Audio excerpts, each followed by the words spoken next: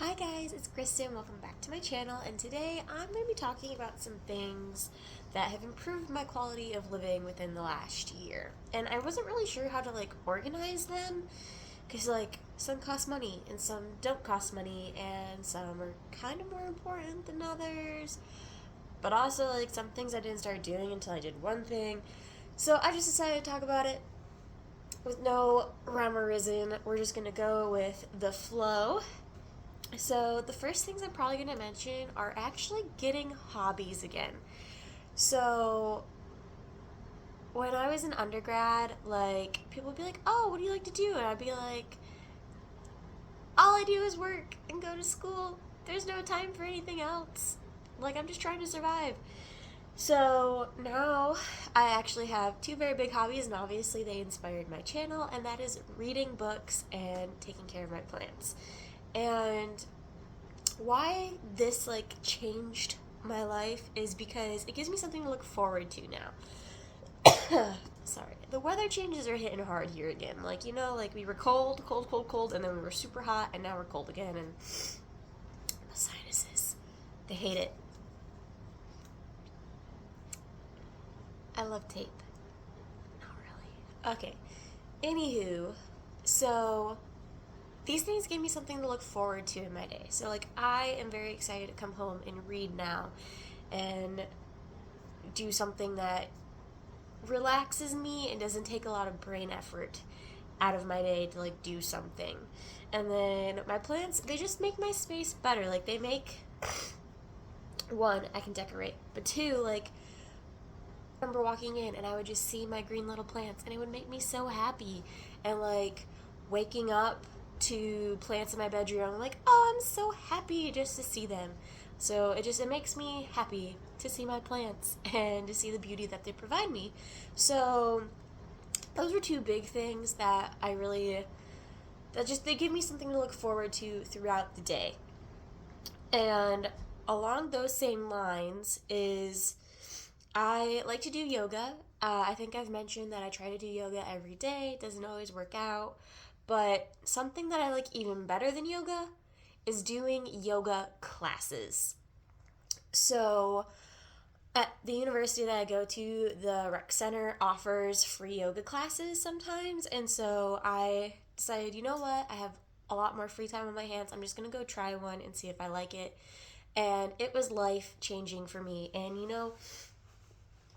it might be just because I have a really good instructor and our classes are really small, so my instructor knows who I am, she knows my name. And I find it very therapeutic because I get to get out of the house, I get to do something that I like. I feel like the classes aren't very repetitive. Yes, you do some of the same motions, but the sequence you do them in or for how long you do them in is different. And also the ambiance, or at least the ambiance that my instructors put on, they turn the lights down low, they each have playlists that they make for the class, and it's just something that I really enjoy and I really look forward to, and I actually get really mad when I can't do it. I've had a couple times where I've planned on going and then life happened and time got away from me, or I had to do things that I thought wouldn't take as much time and they took longer, so I wasn't able to go to my yoga class, and I was really upset. And going to yoga classes really has made the difference because they're fun. They're fun and they're enjoyable and they get me out of the house and they kind of hold me accountable to do my yoga. And it's a nice way to break up my day.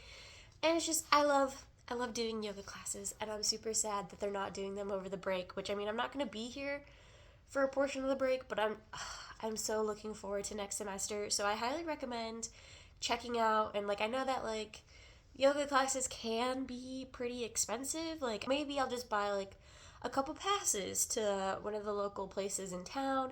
And it's expensive. It's $20 a class. So if you can find a cheaper class, or if you can find a coupon or someone who does an introductory class, and just see how you like it. Or maybe you're in school like I am and your gym offers free yoga classes, check them out. I really like it. It really makes a difference in my opinion, just because the ambiance is everything. Like, I can do yoga at home, but like, and I guess like I could make a playlist and like put in all the effort to like make it how a class is like. But since the classes are free for me, I'd rather just go to the class than do all of that work. Thing that I have started doing in the last couple months that has really made a difference for me is working out at the gym. So I was working so out. I started going to the gym on campus, and I really enjoy it for two reasons. One reason, it gets me out of the house again. It's a different scenery, it's a different setting.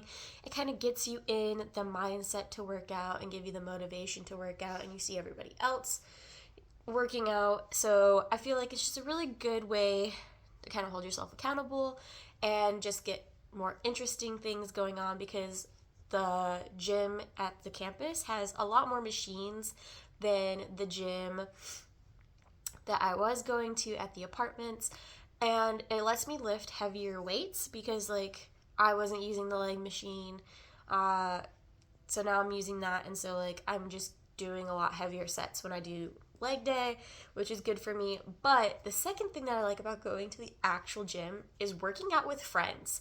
Now, I never understood why people wanted to work out with friends. Like, I just wanted to like be on my own schedule. I wanted to be able to do what I wanted to do. And I think that I'm very fortunate in that so I work out with my friend Sebastian usually the most, and I'm very fortunate that like his workout schedule kind of falls within the same workout schedule that I do. So it's not like I have to take extra effort into planning, and he's super nice, and I kind of just inserted myself into his workouts. Not gonna lie, I was just like, oh, you're at the gym at the same time that I'm at the gym. And like that happened a couple times. I was like, oh, like, you want to work out together? And then like he is like a super big gym buff. So like he already has like all his stuff planned out that he's gonna do. And so like I just kind of get to tag along. Like I don't really have to plan anything. I mean, there's days that we don't work out together, but so then I like plan my workout that I need to do. But most of the time we just work out together, and it's super nice because one, it makes me lift way heavier and like push way harder than I would if it was just me. Two, I get a better variety of workouts in if I work out with Sebastian. And three, it's just nice to have a friend because like you gotta wait between sets. And so like it's just nice to be able to talk to someone. And so I would say that was a game changer for me. Like, one, it's ruined my ability to work out at home. Like, there's a couple days where the gym is just closed because like it's a holiday and I have to work out at home, and I'm like, I hate this. I want to lift heavy. I want to do this. I want to do that. And like, once again, it just gives me something to look forward to. So if you already have friends that go to the gym, see if you can tag along with their workouts. I'm sure they won't mind too much. And like, if you don't, that's okay. Maybe you will be one of those people that makes friends at the gym. I'm not. But maybe I will be when I move. But yeah, I highly recommend working out with a friend. It's just, it makes the experience different, you know? It makes the experience different when you have a friend. So I guess next what I'm going to talk about is therapy. So I started going to therapy in March, and the reason why I started going to therapy is because our boss who runs my lab at school, she was like, I suggest everybody gets a therapist because you want someone to be there who already knows you if things start going wrong. Like, you don't want to have stuff be going wrong and then you're trying to find a therapist and then you're trying to build this relationship and this connection. And honestly, I don't know if I would have made it through some stuff that happened this year if I didn't have a therapist. So, and you don't have to go to therapy, because I feel like before this, I always like, oh, my problems aren't enough for me to go to therapy. Like, my trauma isn't bad enough for me to go to therapy. And obviously, going to therapy is a luxury because you do have to pay. Either you have to pay for the visit or you have to pay your copay every time. Like, it's not cheap. So it is a luxury to be able to go to therapy. But if you are just a person who's super stressed, like, you're just stressed out and you don't know how to deal with it and you don't know what to do about it and you don't know why you're so stressed, go to therapy.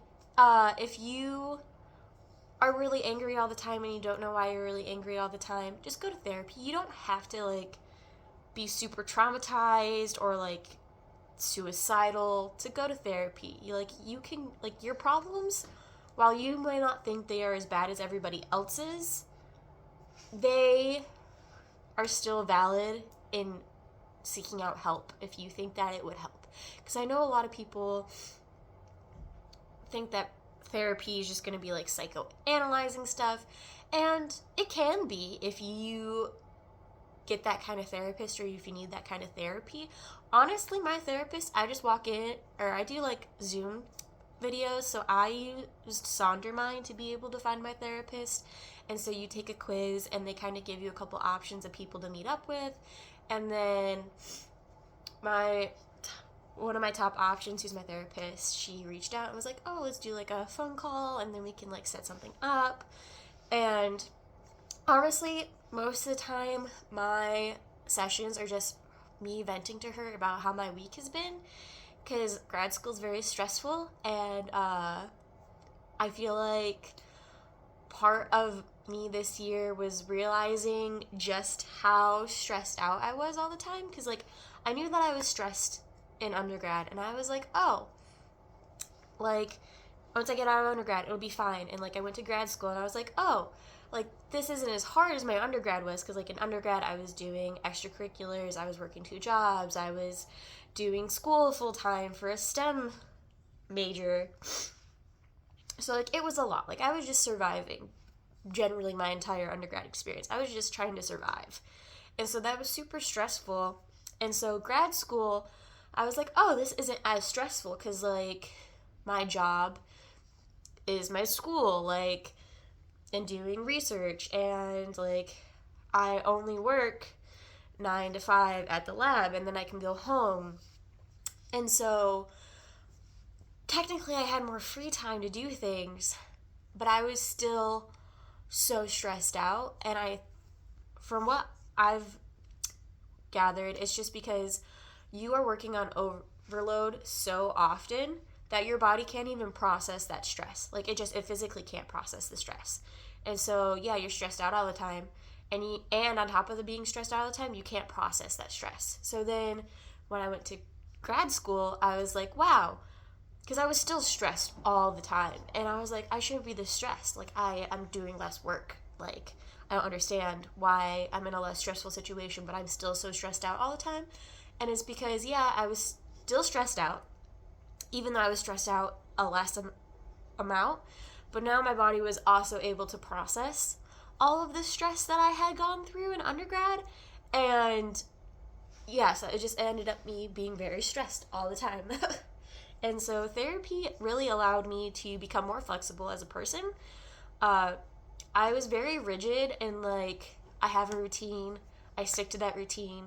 If I have to move that routine for whatever reason, I would get super upset with myself. Like even if it was like good things, like I'd be like, okay, I have to work out on Tuesday. If I don't work out on Tuesday, I'm gonna be super upset. And so like my friends would invite me to go out on Tuesday, and I'd be like, well, I don't want to miss out on this opportunity. So like I would go to the opportunity and have fun, but I would still be upset that I didn't work out.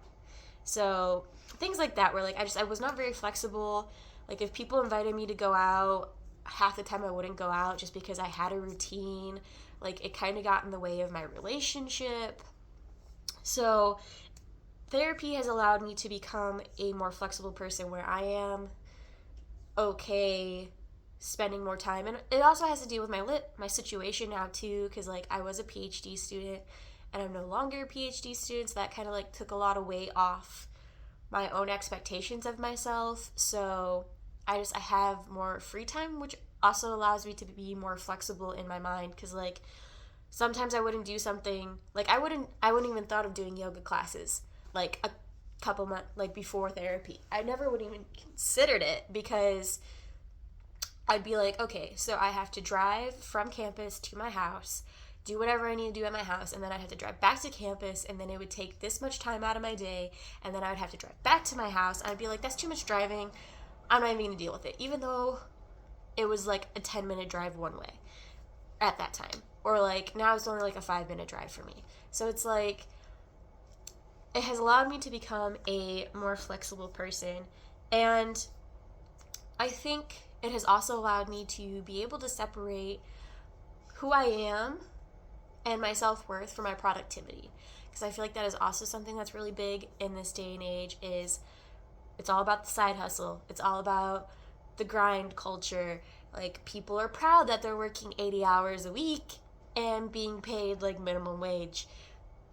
Like, I think a lot of today's society is like, if you aren't doing a million things, you aren't working hard enough, and if you're not working hard enough, you're not a good person. And that is not how life should be. And so I've become a little bit better at being able to separate who I am and my self-worth from how much I can produce and like contribute to my work area. Because it's also hard to get a good work-life balance that way too. Because like, especially in grad school, you can always take work home. Like, there's papers to read. There's a billion papers to read at all times. If you're taking classes, like, I would try to be 2 weeks ahead in class, and that was me cut back. Because it used to be, like, in undergrad, I would just work to be ahead in all my classes for, like, the rest of the semester, which is not humanly possible most of the time. But just, it isn't sustainable. It doesn't give you a work-life balance. And so I was like a workaholic. Like, I would get up at 8, go to work at 9, come home at 5. Like, I would stop working at work at 5, come home, and then I would keep working until 10 o'clock at night. And it really took a really big toll on me because, like, working it until 10 o'clock at night, and then I would go to bed at midnight. So, like, working until 10 o'clock at night, that gives you, 2 hours to realistically, like, relax, do any type of nighttime routine that I had, and then be able to go to bed. And so, like, it got to the point where, like, I didn't want to brush my teeth. I didn't want to wash my face because, like, all I wanted to do was just to be able to finally, like, settle and relax and not do anything. And that really made a very big impact on me doing a nighttime routine just to take care of myself. And it also, I was in a relationship at the time, so it's like you also want to spend time with your partner, but you also want to spend time alone with yourself. And so it was really hard. And my therapist was like, Kristen, what if you just took 1 extra hour a night? 1 extra hour a night to not do work. Like, you just stop work early for 1 extra hour. So instead of stopping at 10, you stop at 9. And when she first told me that, I was like, there's no way. I was like, I can't do that. Like, I can't mess with my schedule. I can't do that. Like, that is insane. Like, that just, the idea that 1 extra hour a night was going to screw up my schedule so bad is insane to me now. And she was like, just try it for me. Try it for a week. See how it goes. And I did it. Absolutely life-changing. Because one, nothing that I'm doing, and probably nothing that anyone is doing, period, is going to save the world in an hour. Like, it's not going to happen. Like, unless you're, like, a doctor and you're being called in or something, like, 1 extra hour isn't going to, like, the world and your life is not going to fall apart if you don't work for 1 extra hour. Especially when I was already working, like, way more hours than I needed to. So, giving myself that 1 extra hour made it easier for me to be able to take myself away from my little dopamine hits of relaxation, to be able to do things like brush my teeth and wash my face. And it gave me the ability to spend more time, like more one-on-one time with the person that I was with at the time. Because I was like, okay, well, we can spend an hour doing something, and then I still have an hour to, like, spend with myself, and then I still have another hour to be able to get the stuff that I need to get done for the next day. Like, and it also gives me an extra half hour, because realistically it's only going to take me like a half hour to like get ready for bed. So like it made it a lot easier on myself, and it made my relationships better for it. Able to get like breathing techniques and things to deal with my anxiety and my depression. Like, I'm a person, I could get very easily frustrated, especially at work, because like when an experiment just doesn't want to work, there is nothing more frustrating in the world than having to sit there and bang your head against the wall and figure out why it doesn't work. Like, it's just super frustrating, especially when you're like, okay, I have X amount of hours to get this done. You do X amount of hours, it's still not done. So now you've got to devote more hours, and it's just, it'd get super frustrating, especially if I came in on a weekend to do it, because like I tried not to work the weekends in the lab. Like, I would do schoolwork on the weekends instead. And so it would be super frustrating if I went in on a weekend to do something simple that I've done before and it just wouldn't work. So instead of getting super angry about it and super frustrated about it like I normally would, I can now do like certain breathing techniques that will help me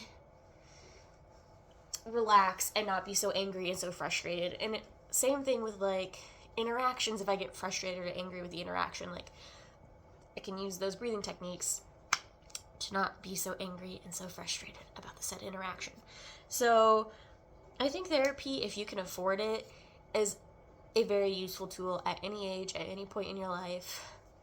I fully advocate. And another thing that came out of therapy is taking daily walks. And this sounds stupid, because I know that I've watched a ton of like wellness videos before my wellness journey this year with therapy, and then be like, oh, just take a 5-minute walk during the day and you'll feel like super better. And I'd be like, why? One, why take the 5 minutes when that's 5 minutes you could be working? Two, why does it make a difference? Like, I don't understand it.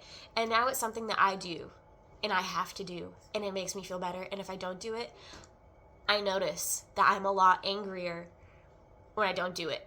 Or like, not even a lot angrier, but like just a lot more like burnt out and run down. And I don't think you realize how much little things actually matter until you start doing them, even when they sound stupid.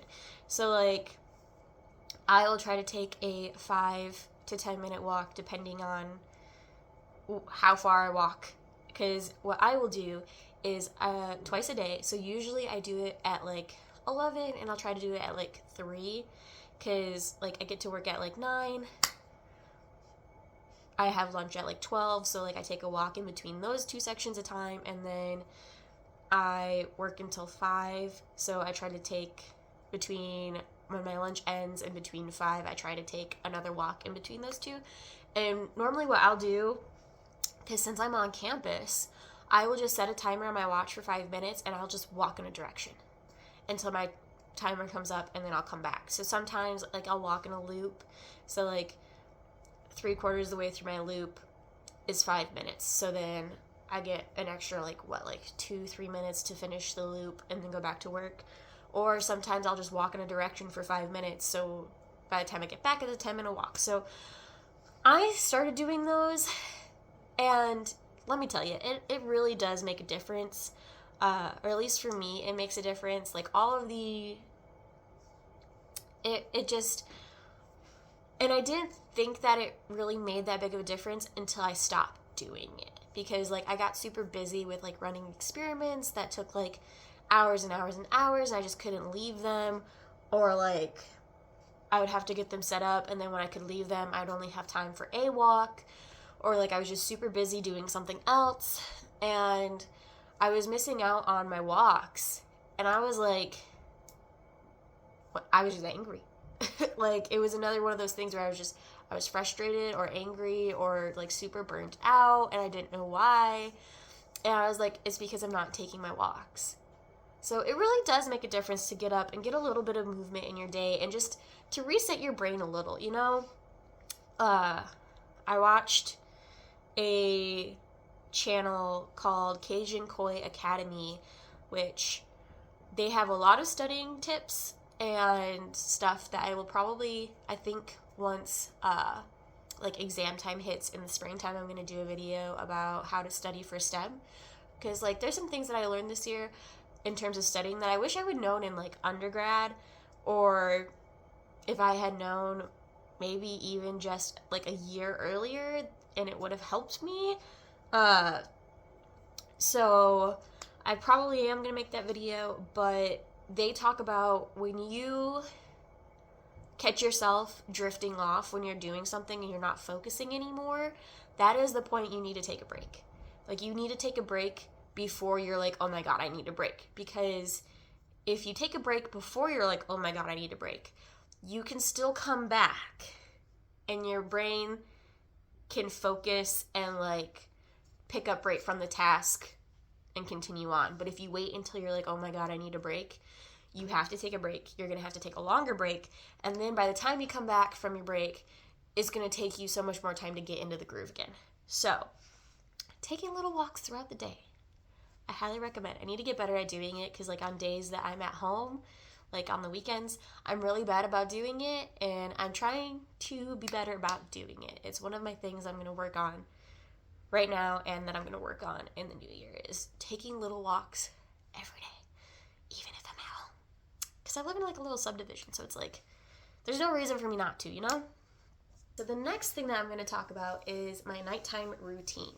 So having a nighttime routine has actually helped me be able to sleep better. I still kind of struggle with sleep sometimes, but I used to struggle way worse with, like, I would lay in bed for like an hour awake, just tossing and turning before I could even fall asleep. I wouldn't be able to stay asleep. I would get up in the middle of the night and toss and turn super bad. And like, it wasn't good. I was not getting good sleep. I could not fall asleep easily. And since I've started my nighttime routine, I have actually been able to fall asleep a lot easier. And my nighttime routine is not anything crazy. Like, an hour before I plan to go to bed, I make sure that all the lights I'm interacting with are warm lights, or at least as much as I can.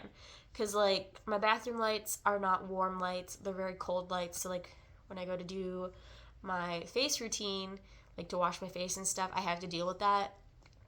So I try within as much as my power to only use warm lights after a certain time. So like at 10 p.m., all of my electronics are set to switch to a warm light setting that I have set. Like, I try to only use lights in my house that are warm lights. So that is the first step of my nighttime routine, is warm light only after a certain point. And then I usually will wash my face, brush my teeth. Yeah, that's pretty much all that amounts to. And then for the half hour before I go to bed, I try not to use my electronics at all. And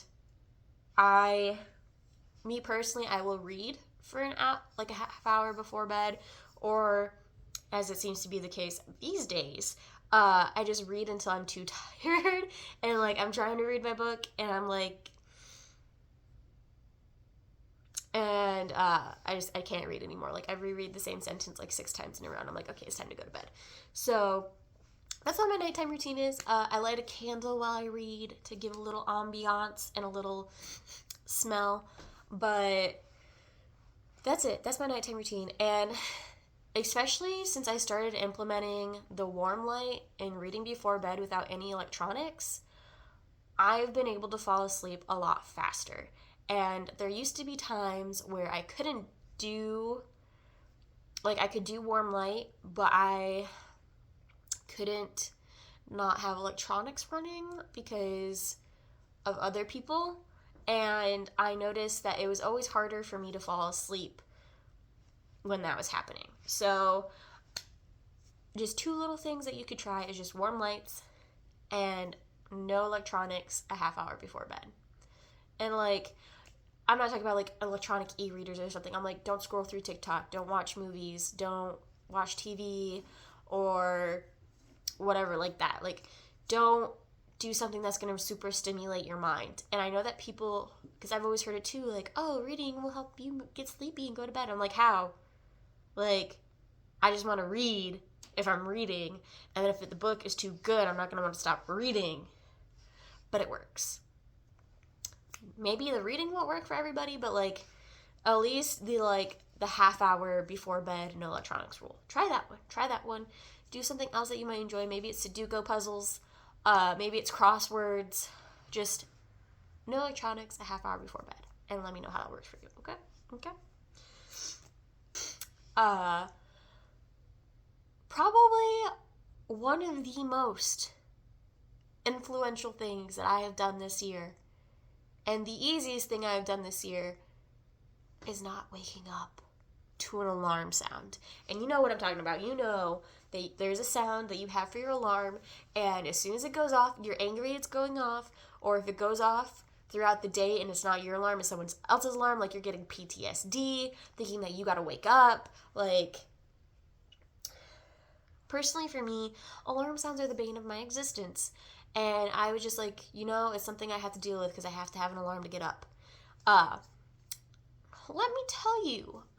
One, see if you have any alarm sounds, or if you can connect your Spotify to your alarm, which you can do, or anything that just isn't an alarm. And you might be thinking, there's no way that I can wake up to an alarm that isn't an alarm sound. And you might be right. You might not be able to.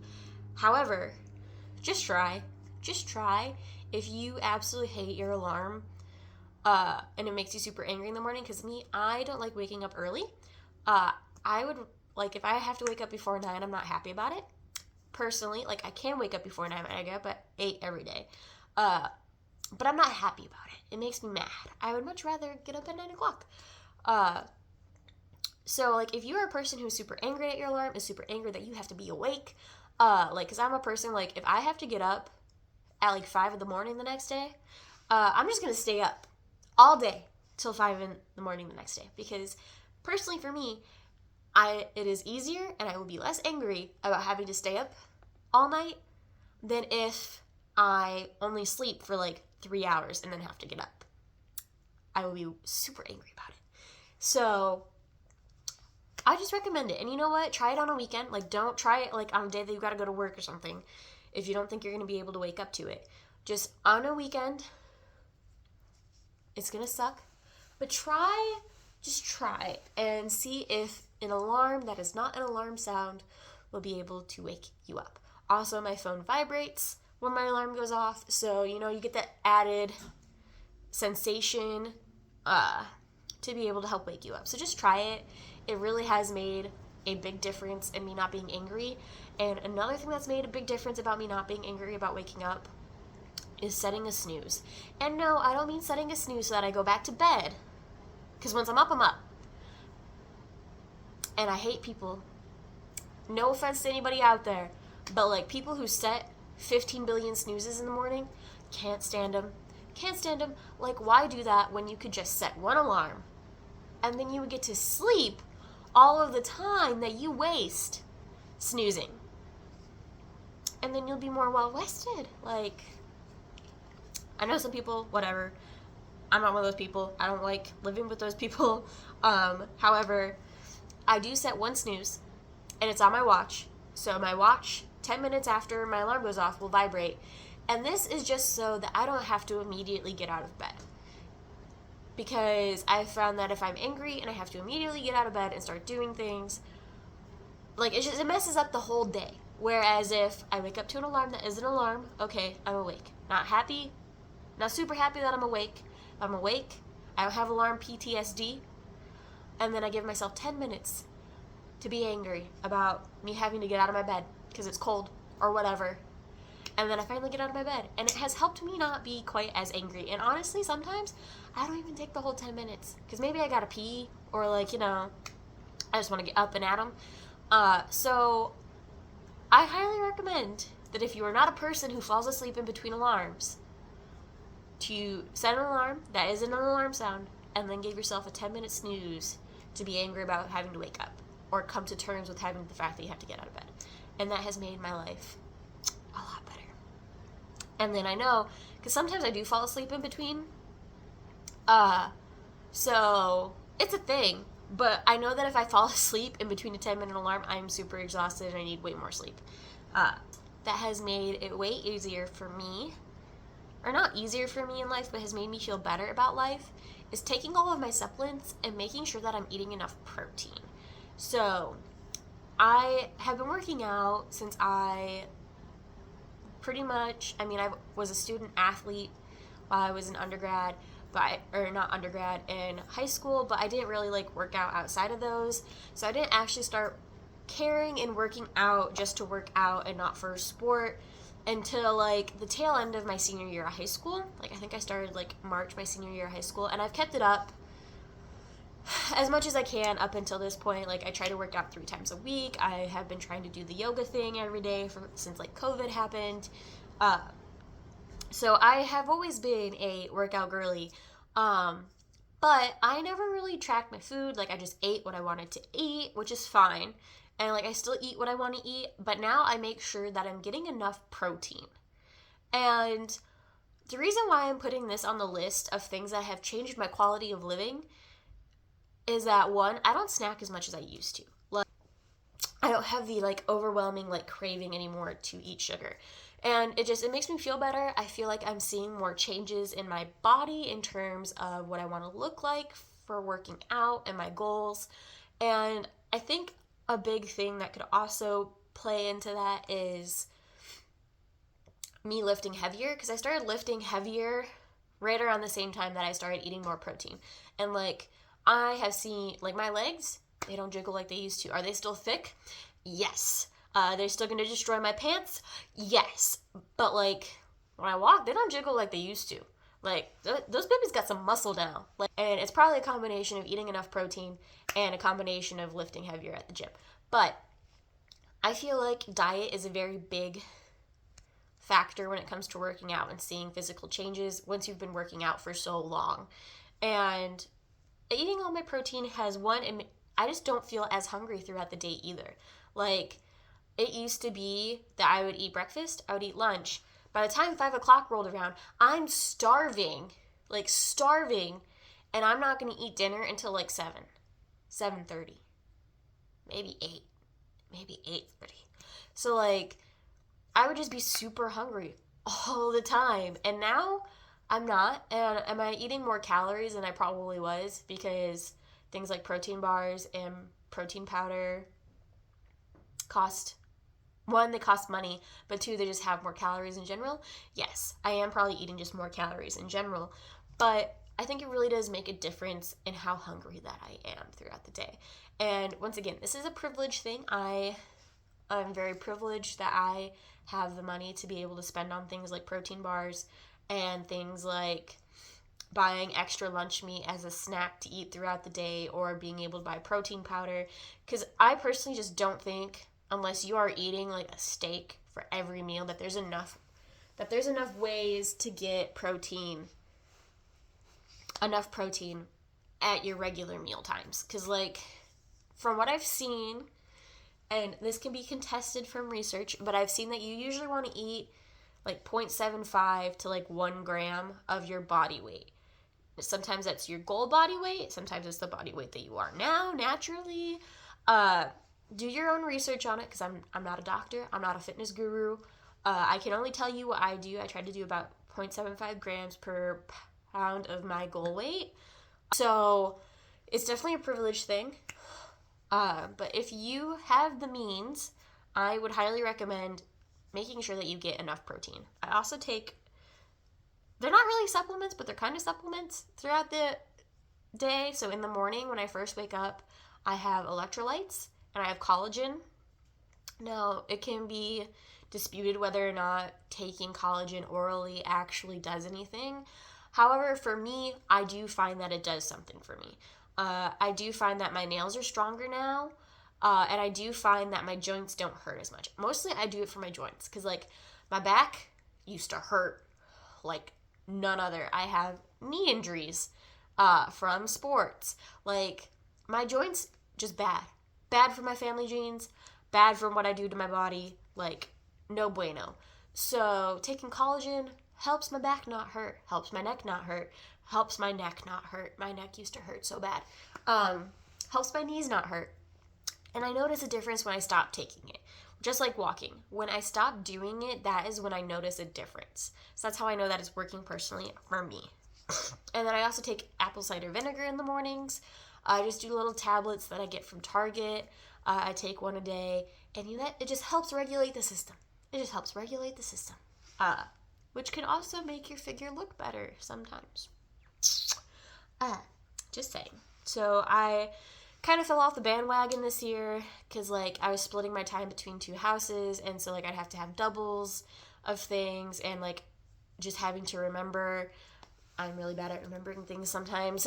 So I really kind of got off the bandwagon of doing those things. So I'm making sure, and I've made sure in the last couple months that I'm doing that, especially because I've been doing a lot of traveling, as you guys may or may not know if you've been watching the rest of my videos. Like I went on vacation, I went back home for a concert, and so beforehand, I used to not take things with me if I was doing that. I was like, oh, I just won't do it for however long I'm gone. And I tried to make sure that I was doing that and doing those things while I was gone. Was I always successful? No, but I tried, and that's what matters. It's the thought that counts. So I only have 4 more things to talk about. So on the topic of getting enough protein, if you are also privileged enough, HelloFresh, life-changing. Mostly just because, one, I hate grocery shopping. I hate it to death. I hate having to plan meals and like pick out my own meals to plan. Like I have a Pinterest board dedicated to it, but I'm lazy, and I eat the same things from my Pinterest board consistently because I'm lazy and I've already made them and I know how to make them and they don't take long. So I was just eating like the same things over and over and over again. Boring. I hate grocery shopping. Had to go grocery shopping. So if you have the money, I totally suggest HelloFresh. Personally, for me, I probably, once I stop having enough emails to fight the system and get the discounts, I probably will stop doing it because it is way more expensive than it should be. Like, I love how they're like, oh, it's so cheap. It's cheaper than eating out, and it's cheaper than like cooking your own meals. Who? Like, me personally, as a single woman buying her own groceries with her own taste, it's going to be different now because I am buying protein bars and stuff. But on groceries, I try to spend $200 on groceries a month. That includes breakfast, lunch, and dinner. And I'm pretty good about sticking to that. So that usually means that I have $100 for breakfast and lunch and $100 for dinner for the whole month. And one HelloFresh box for 5 meals, which will last me 10 days, is $100 without any of the discounts. So yeah, like when I was splitting the boxes with my significant other at the time, yeah, super easy, chill, no problem. But like on my own, no. Like I'm going through and I'm using all the coupon codes that I can. I'm using all the emails that I got. But after I do all of that, I probably will stop. The reason why I am putting it here in this section is because, one, it makes it easier for me to get my protein. Because a lot of the meals that I would cook without it really wouldn't have a lot of protein in it.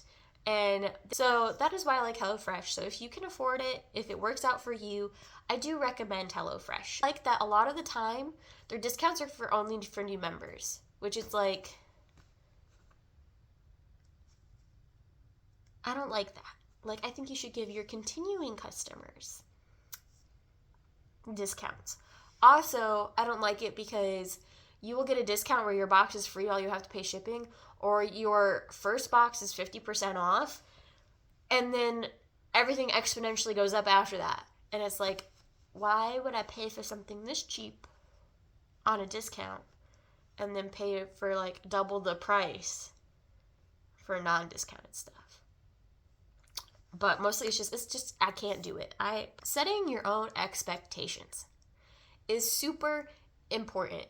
And when I never did this. Like, my own expectations were like, oh, I'll go to work, I'll do what I need to do at work. Those are my expectations of myself. And within the last year, I'm a people pleaser, I'm an overachiever, and I'm a super hard worker. We already talked about how I'm addicted to working more than I should.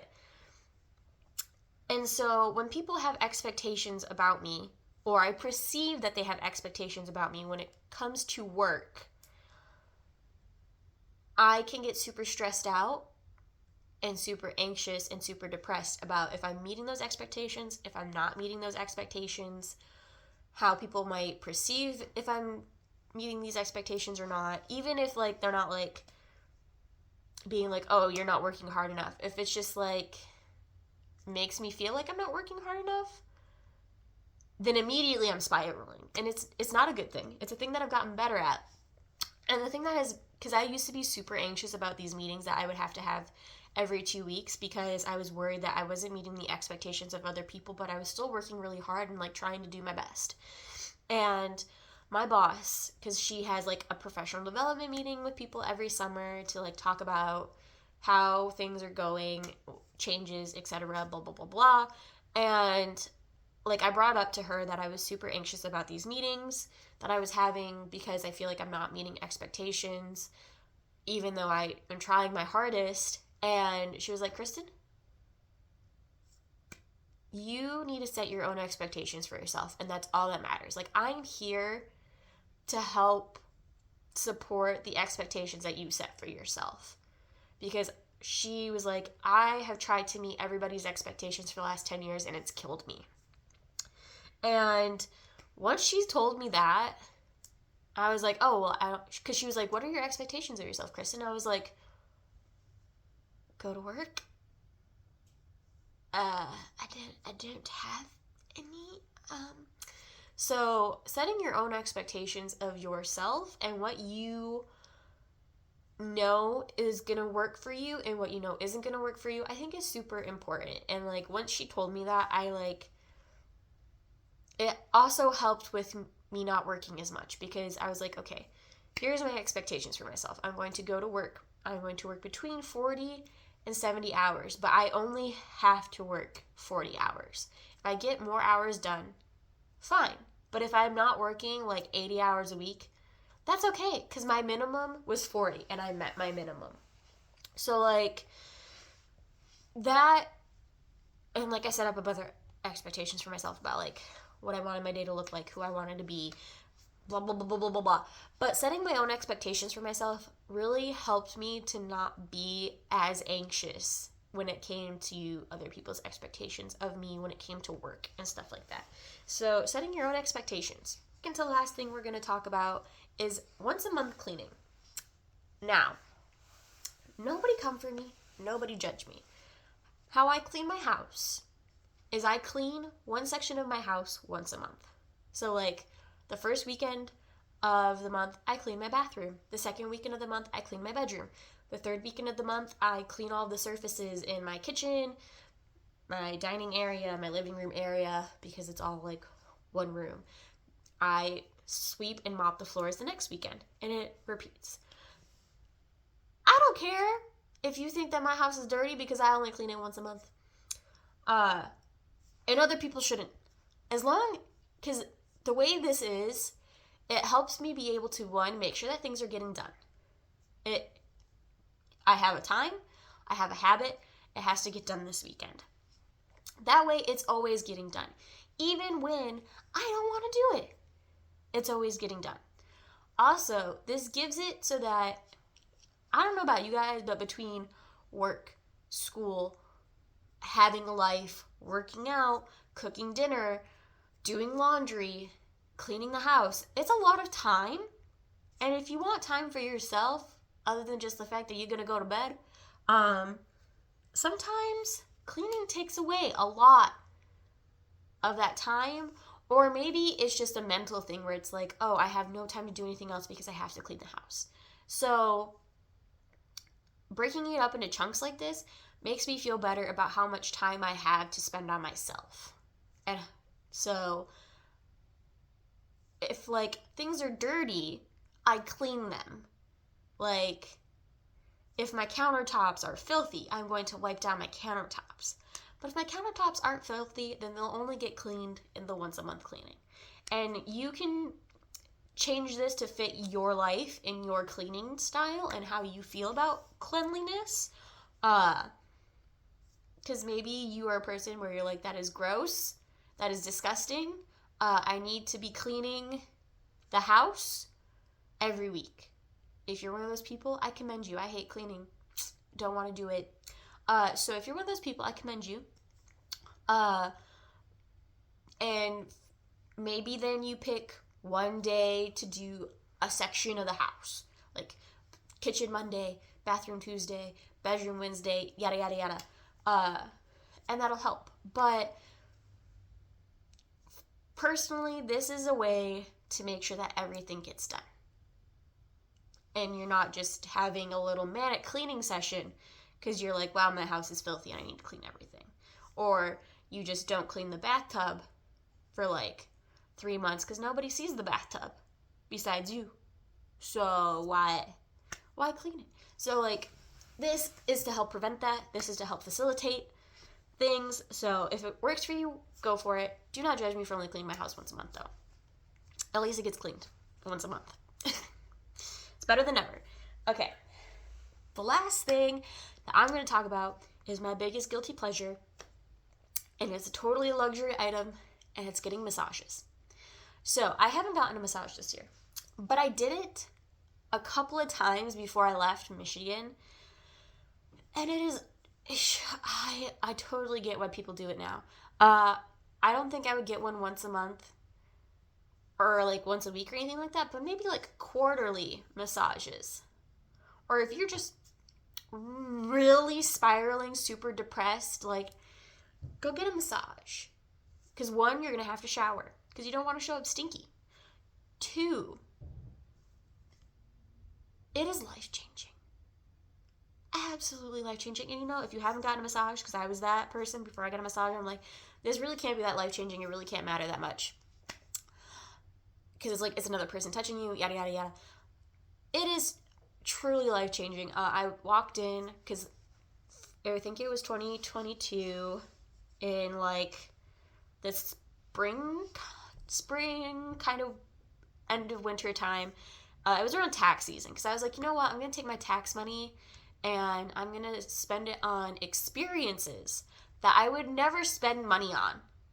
Like, I would never pay for myself to get a massage, but I want to try it. So I'm going to take my tax money and try it. And I did that, and I have never felt more at peace. My body felt so much better.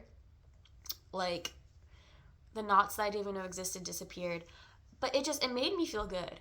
And there was a time where, you know, I had some stuff going on back in the day, and I was super depressed, like, didn't want to eat, like, I didn't want to exist.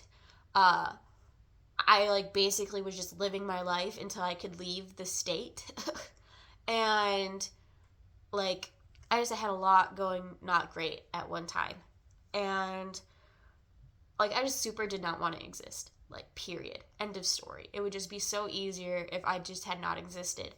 And you know what I did? I went and I got a massage.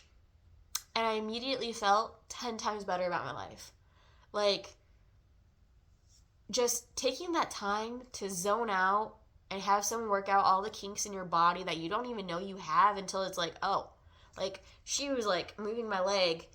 Like, she moved it. And then she was like, and it's like, oh, something must be wrong, huh? So, and, like, it just, you're so relaxed. You're so, like, serene.